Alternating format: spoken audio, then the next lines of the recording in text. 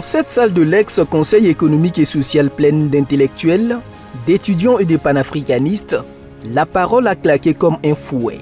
En Afrique, nos taux d'intérêt sont complètement faux. On fonctionne comme si demain n'existait pas. Tout est dans aujourd'hui.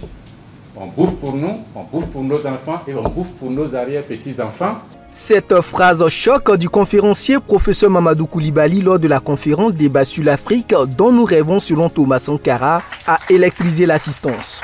Il dénonçait là une Afrique otage de politique économique, prisonnière de dettes contractées au nom du progrès immédiat.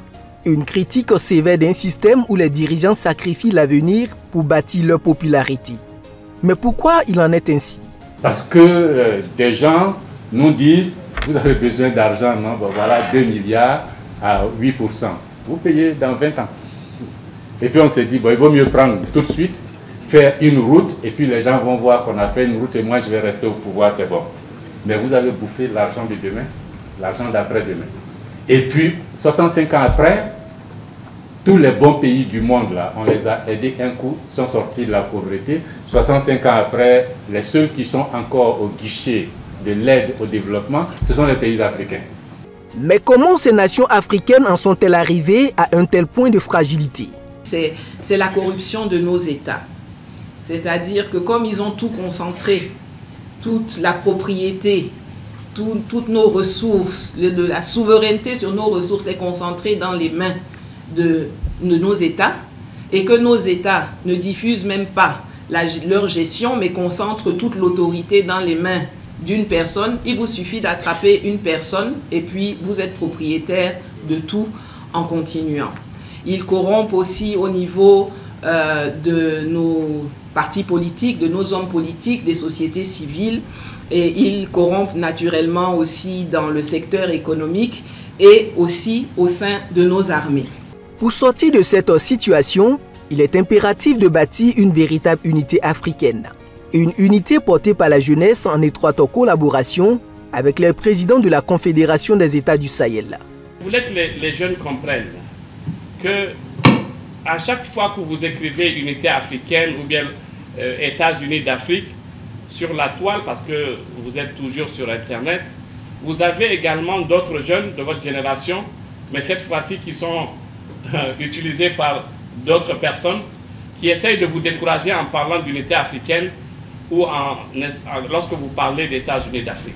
Nous avons passé tout notre temps à prier pendant des décennies après le décès de Sankara. Dieu a entendu nos prières, nous a envoyé quand même des dirigeants qui sont en train de prendre le flambeau pour continuer ce qu'il avait fait.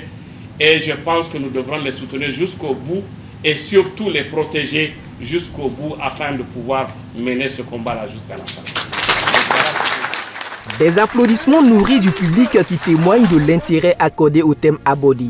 À l'issue de cette conférence débat, la jeunesse affirme sa conviction en la perspective d'une renaissance africaine. Ce que je retiens particulièrement, c'est d'abord le fait que l'Afrique peut renaître. Si vous voyez la plupart des communicateurs, ils parlent de Sankara. C'est vrai, il n'est plus vivant, mais l'idée est. Ils parlent de Kwame Nkrumah, l'idée est. Ils parlent de Sékou Touré, l'idée est. Ils parlent de Cheikh Anta Diop, l'idée est. Et des documents existent. Ça veut dire que nous, notre génération actuelle, nous avons les soubassements nécessaires sur lesquels on peut s'appuyer pour pouvoir projeter. Ensuite, nous avons les ressources minières, minéralogiques et les ressources les plus convoitées sur la terre. Et je pense que la conférence de ce soir, c'est pour faire en sorte que nous puissions briser toutes ces frontières au niveau de nos imaginaires et aussi sur le terrain. Et je vois qu'avec l'avènement de l'AES, c'est possible et c'est réalisable. Dans la mise en œuvre du projet de construction des infrastructures du mémorial Isidore Noël Thomas Sankara, plusieurs activités sont au programme.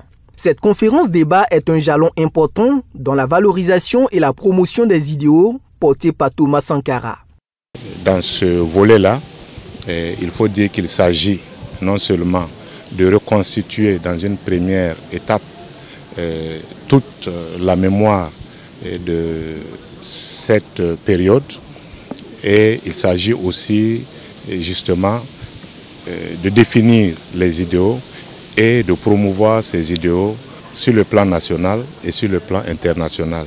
Et ces idéaux seront adressés justement à toutes les franges de la population et particulièrement à la population jeune.